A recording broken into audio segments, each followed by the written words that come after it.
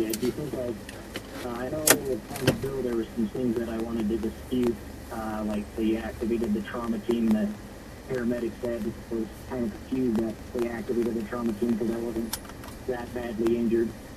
Do you know that's the way to go, is just dispute all the bills? Well, I think you can go sit down and talk to the hospital and say, this is what we're facing, and I'm having to pay this out of my pocket because the guy that hit me was uninsured, and so I'm trying to look at this intelligently, and this doesn't make sense to me, and negotiate some of those things.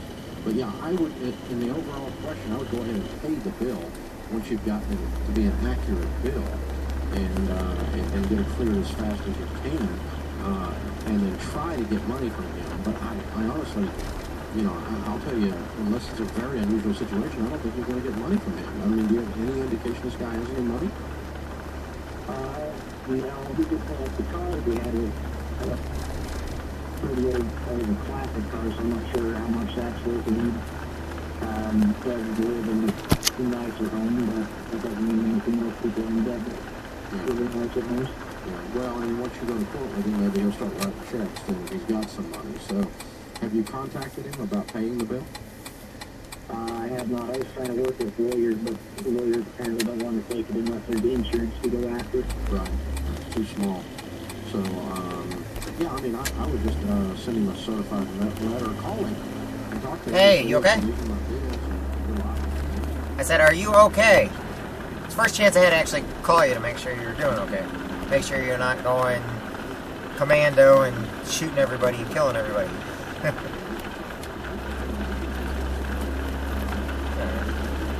So basically everything's up in the air right now, huh?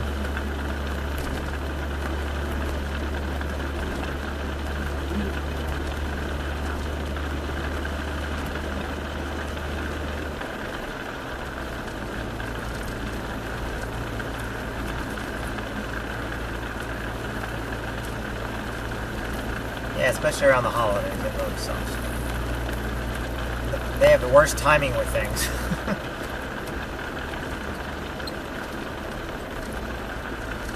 Oh, great.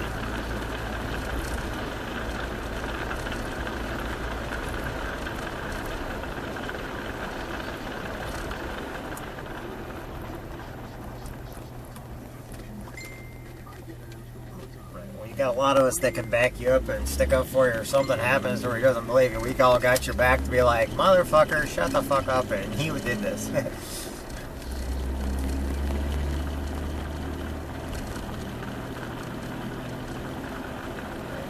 Well, that's where all your awards, you know, when you actually have been recognized, you know.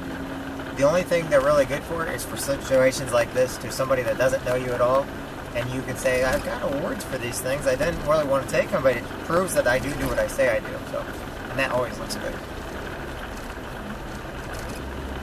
Yeah, put them on your walls in there saying, well, I'm just kind of a humble person, but, you know, since nobody comes in here, I thought I'd have them in here.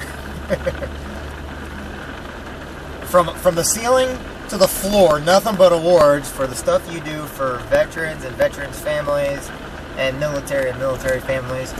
And again, then of course it's Christmas time, we can hurry up and send a whole bunch of care packages to be mailed out over there that you have to mail out to everybody. You know, so we can really pack your office with care package. We'll make it good. Yeah. Okay, at least you're in better spirits. You know, I knew you'd probably be worried about it a little bit today. It's the first chance I had to give you a call.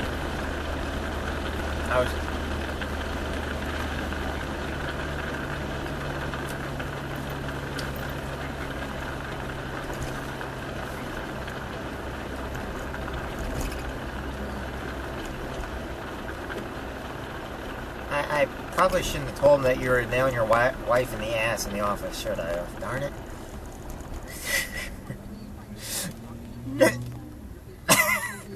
I didn't say in the corporate, just said, you know, this is the picture of him and nailing his wife in the ass.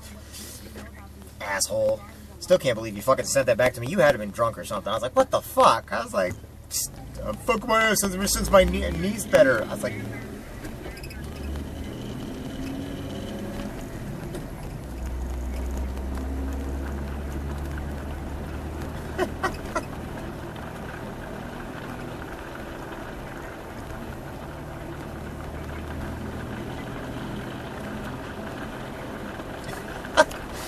I'm not even gonna get a kick out of it. I'm like, oh god, that's as bad as that. Somebody got you beat though. I don't know if you know Kim and Luke Dolman. Luke used to be the commandant of the Marines. Mindy. Anyway, his wife, her daughter just had a baby, a 9-pound baby. Yeah, she described cutting all the way to the asshole and all this other shit, and I was like, I did not want to know that. Gave complete descriptive details. I was like, no. Because the only thing about my daughter's birth that grossed me out, and I don't care how many Marines you know, the only thing about my daughter's birth that grossed me out is when, after my daughter was born, then the embryonic sac or whatever came out afterwards. Yeah, that's what grossed me out. My daughter didn't gross me out, the sac did. I was like, oh god.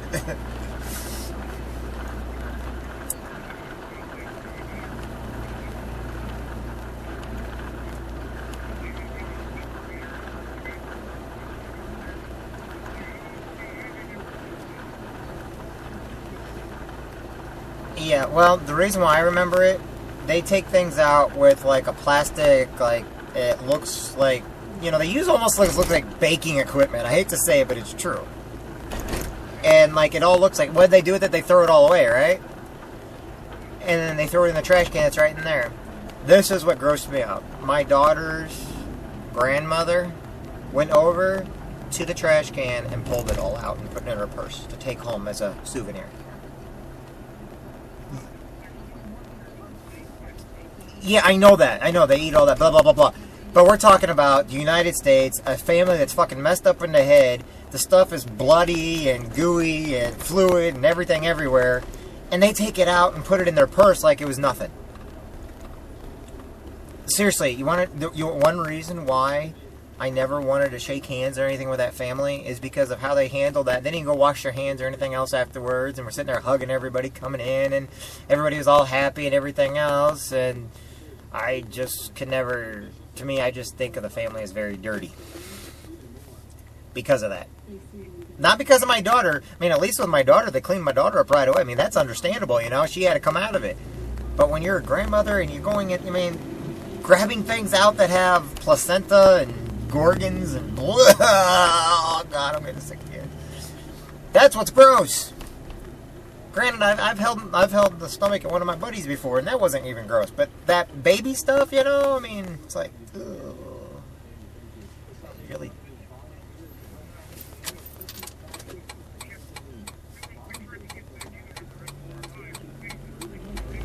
Well, no. We go into the vagina. We go into the vagina, right? And I don't care. I don't care if you have a 12-inch, 15-inch cock. Okay. You ain't getting any farther than a certain distance, which is usually clean and reserved for, you know, my huge cock. Period. That's the reason why it's unnatural, I think, for two guys to be together, because you're sitting there shit pounding. That's disgusting. You know, at least in a woman, it's water liquid, right? Maybe a little blood. That's it. That's it. Nothing really gross.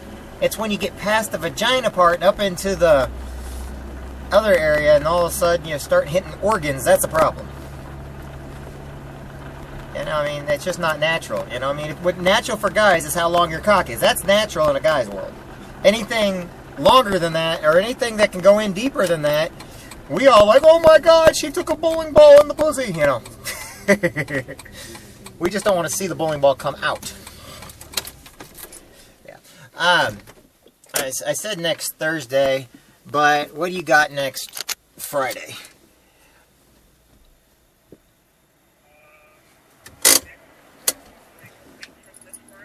Yeah.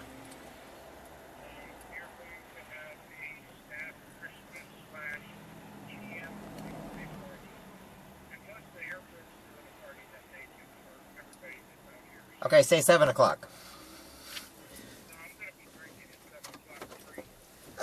Okay, then, because like I said, the guy can't do it on Thursday. He called me and let me know he couldn't do it on Thursday. No, Wednesday's the meeting.